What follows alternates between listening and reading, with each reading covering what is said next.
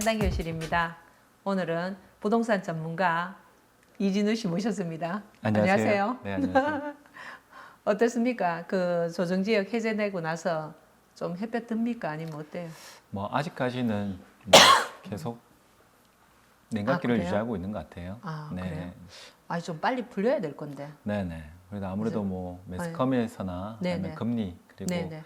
어쨌든 뭐 하락장이다 보니까 음. 네 아마 영향이 좀 아니 효과가 그리고 없는 것 막 같아요. 연일 매스컴들이 다들 막 하락하고 있다. 그다음에 뭐 거래가 없다. 막 이런 식으로 하니까 더 심리적으로 사람들이 그 사야 되는 사람들조차도 안 사고 있고 그런 것 같아요.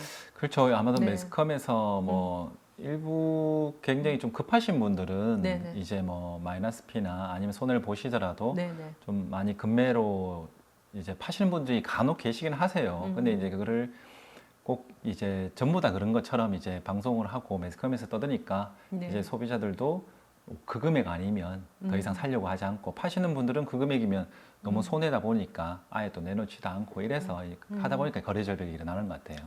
맞습니다. 네. 뭐 내년 되면 이제 거의 뭐 바닥이라고 이야기를 네, 많이 아무래도, 하니까 네. 조금 더 기다려 봐야 되겠다. 그죠? 네, 금리도 뭐 일단 네. 내년까지는 상승을 하고 하다 네네. 보니까 네. 자, 오늘은 우리가 뭐 지분 투자 이야기 한번 해볼까요? 네? 네. 네. 아니 얼마 전에 보니까 도로 조그만한 거 가지고 재개발지에서 그 이제 보상을 받아가지고 네. 또 얼굴이 환한 사람 있더라고요. 저도 뭐 네. 저희 측에서 이제 진행했던 네네. 현장 중에서도 이제 뭐 몇 분들은 네네. 뭐 도로로 해서 뭐 최소한 300% 어, 정도에서 뭐 500% 정도의 수익은 네네. 뭐 내신 분들이 있으세요. 아, 네. 그렇다 이제. 그럼 오늘 도로하고 뭐 그다음에 또 지분 네. 소액으로 할 수 있죠. 네, 있죠. 그죠?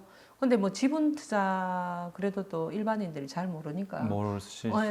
그러니까 지분 투자 뭐 개념에 대해서 이야기 좀 해주시겠습니까? 말 그대로 이제 지분 네. 투자는 이제 네. 지분이죠. 예를 들어서 공동명의를 한다면 그 지분이 50대 50일 수도 있고 그리고 네. 뭐 10대 9일 수도 있고 뭐 이렇게 이런 지분에 따라서 그런 지분이 이제 어떤 뭐 이유에 의해서 뭐 경매로 나온다든지 이럴 때 이제 입찰을 하셔서 이제 낙찰을 받으시는 걸 이제 지분 투자라고 보시면 뭐 간단히 그렇게 생각하시면 될 것 같습니다. 그러면 뭐 지분이니까 조금 투자 금액이 또 작을 수 있겠는데요? 작을 수도 있겠죠. 그럼 적을 뭐- 때 아주 적을 때는 금액 어느 정도까지 하면 됩니까?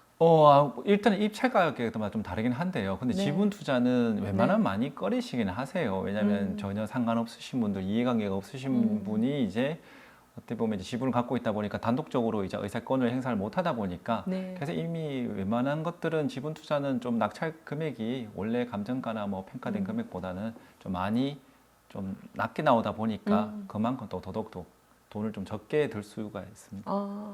그 대신에 또 가끔씩 위험 부담도 있지만 또 네. 고수익을 적은 돈을 투자해서 또 고수익을 낼 수도 있다는 거죠. 네, 이게 뭐 아, 예. 주식에서 쓰는 말이긴 한데 하이 네. 리스크가 있는 만큼 이제 좀 수익이 높은 부분은 분명히 있습니다. 그리고 간혹 경매에 보면은 그 뭐 몇 분의 몇 고객 혹시나 이제 뭐 낙찰자 입장에서 네.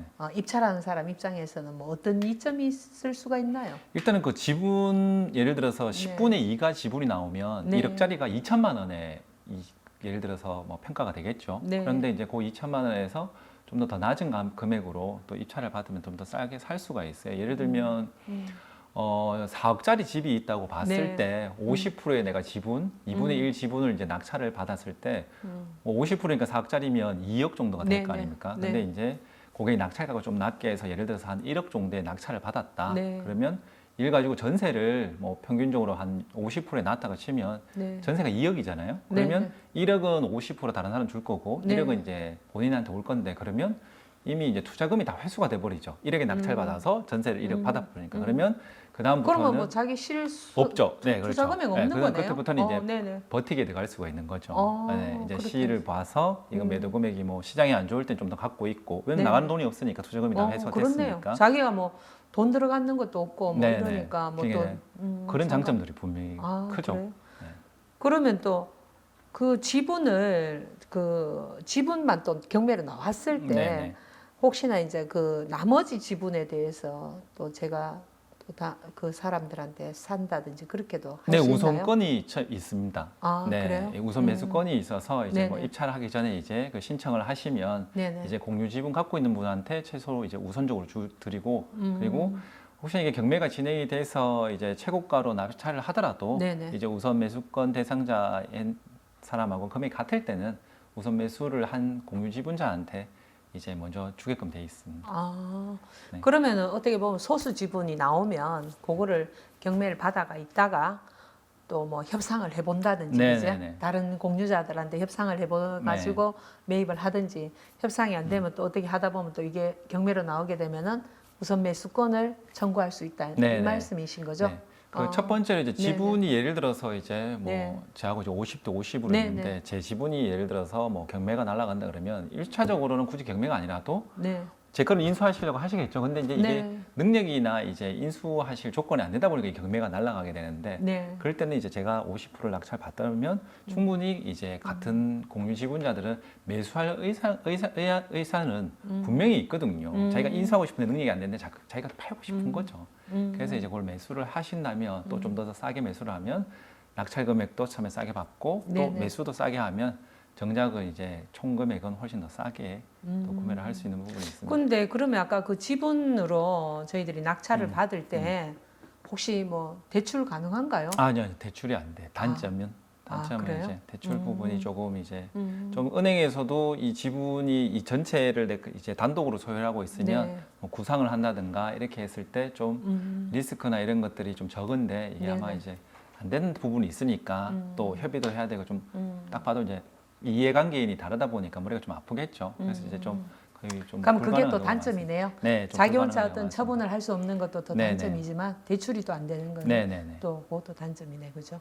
그다음 또 지분 투자 중에서 아까 처음에 제가 이야기 드렸듯이 뭐 도로 투자하는 거 뭐 어떤 도로 할 수 있죠? 우리가? 도로 같은 경우도 네네. 이제 상속이나 아니면 이제 가지고 있는 것들이 이제 경매에 네. 넘어오면서 이제 예를 들면 이게 뭐 예전부터 갖고 계신 것들이 대부분 좀 많고요. 네네. 처음에 경매 나눠올 때는 이제 네네.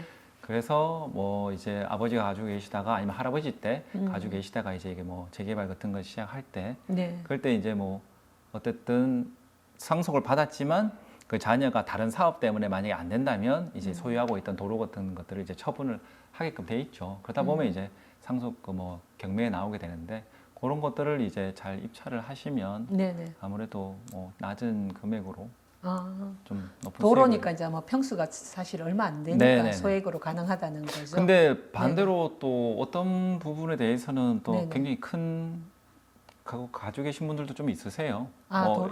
왜냐면 네네. 이제 앞에 있는 집들이 다 본인 거였다가 이제 하나씩 이제 팔리다 보면 이 전체 땅이 원래 이제 할아버지 거였는데 몇 개는 팔고 몇 개는 남고 근데 이 앞에 도로는 또 그대로 남아 있거든요. 그러면 이제 그 도로의 사이즈가 되게 큰 곳들도 좀 그러면 있어요. 우리가 이제 재개발 그 도로를 갖고 있다가 혹시나 그 지역이 재개발이나 뭐 재건축이 들어갔을 때 혹시 우리가 조합원으로 뭐 아파트 분양 받을 수 있습니까? 있죠. 이 그래요? 관리 처분 계획인가라 그래서 이제 조합원들이 구성이 돼서 네. 이제 이걸 아파트를 지은다고 이제 어떻게 보면 인가 이제 구청에 이제 뭐 지자체에서 이제 승인이 났을 때는 이 아파트만 뭐 땅 이런 것들도 당연히 네. 보상을 받긴 하지만 도로가 이제 90제곱미터 한 28평 정도 돼요. 7, 8평 네네. 정도 되는데 90제곱미터가 넘으면 이걸 아파트 분양권으로 받을 수가 있어요. 오. 네.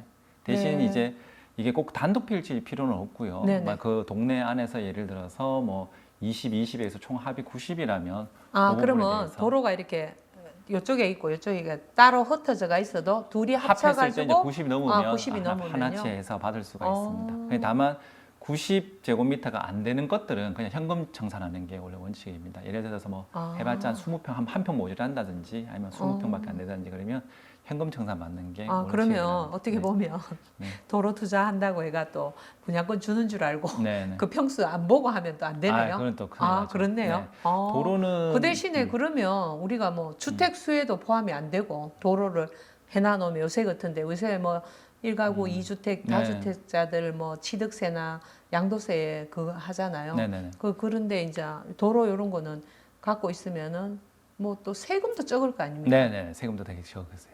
그러니까 세금도 적고 양도세도 거의 안 내겠는데요. 그러면 아니죠. 양도세 부분은 네네. 이제 그 도로든 어디든 이제 그 보유하고 여러 가지 부분에 대해서의 좀 뭐 한계치하고 주택하고는 조금 다르긴 한데요. 네네. 주택 이제 주택이 우리나라는 이제 주택이냐 아니냐 뭐 음. 이제 비주택 부지하고 이런 부분에서 조금 차등이 있긴 합니다. 주택만큼은 아니죠. 아, 그러면 뭐 자기가 저 갖고 있으면 그 만약 분양권 받을 수 있으면 너무 좋겠는데요. 이거 도로도. 괜찮죠. 네. 네, 금액 자체가 예를 들어서 뭐 집을 네. 뭐 27평짜리를 갖고 있는 것보다는 도로 네. 입이 27평짜리가 훨씬 저렴하니까요. 어. 네. 근데 이제 보상 금액이나 이런 게 봤을 때는 크게 차이가 나지 않다 보니까. 근데 단점은 이제 앞서 말씀드린 것처럼 이제 뭐 대출이나 이런 것들이 아, 솔직히 대출이 안 나오고, 된다. 그리고 아, 재개발이 안 일어나면 솔직히 이게 무용지물이거든요. 아, 돈을 못 받네. 그렇죠. 대출 네, 그 그래서 재개발 안 되면 도로 그죠? 투자는 이제 그만큼 네. 또 하이 리스크는 분명히 있어요.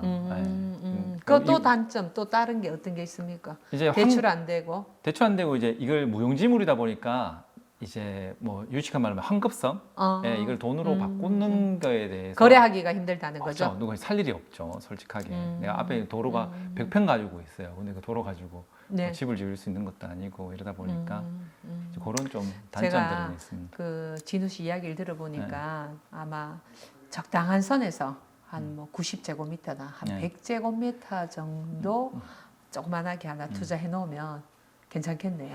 그죠?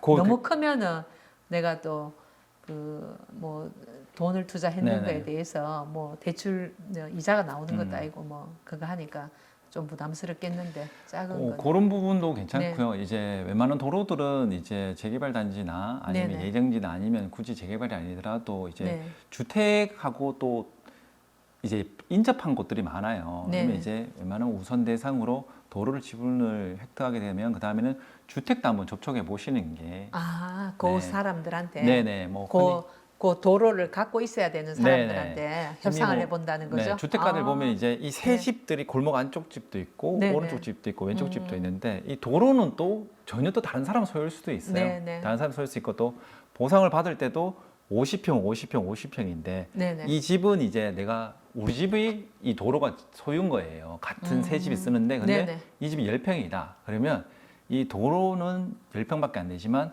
주택 가격하고 또 붙여서 같이 보상을 협의를 하기도 하거든요. 네, 그러면 50평이지만 난 도로가 앞에 60평의 보상가를 협의를 할 수도 있죠. 왜냐하면 재개발이나 일단 민영 같은 경우나 네네. 아니면 뭐 조합 측에서도 뭐 조금은 어드밴테이지를 충분히 받을 수가 있습니다.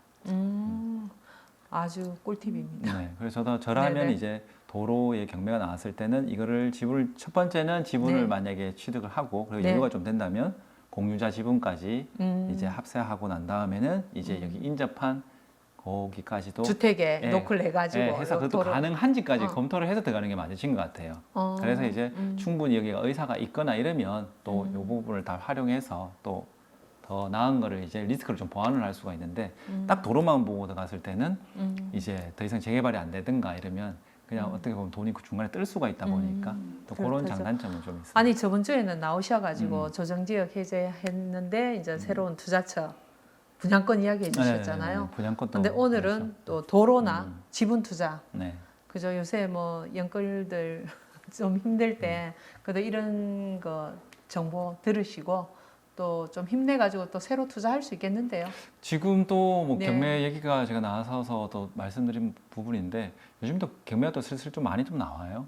네, 아무래도 이제 이게 하락장이다 보니까 네. 또 뭐 여러 가지가 네네. 깨이셔가지고 계시는데 또 한번 같이 보시는 것도 충분히 좀 나쁘지 않으실 것 같아요. 그리고 지난 시간에 말씀드린 것처럼 내년에 더 떨어진다고 해도 내년에 네. 이제 사자마자 바로 파실 분들이면 모르겠지만 또 주택이라는 것들은 또 한 번씩은 그래도 뭐 몇 개월 아니면 몇 년은 갖고 네, 있어야 일단 되는 게 한번 회전을 네네. 하시는 것도 어쨌든 음, 그런 부분이다 보니까 좋은 물건이고 괜찮은 물건 나오셨을 때 그렇게 좀 사시는 것도 나쁘지는 않으실 것 같아요. 네. 아이 오늘 와주셔가지고 너무 이 지분 투자하고 뭐 도로 투자에 대해서 장단점에 다 이야기해 네. 주셔가지고 아마 아주 쉽게 설명을 해주신 것 같아요. 그러니까 그렇습니다. 다들 이해하실 것 같아요 보니까. 네, 또 다음 시간에 또 뵙겠습니다. 네. 감사합니다. 네.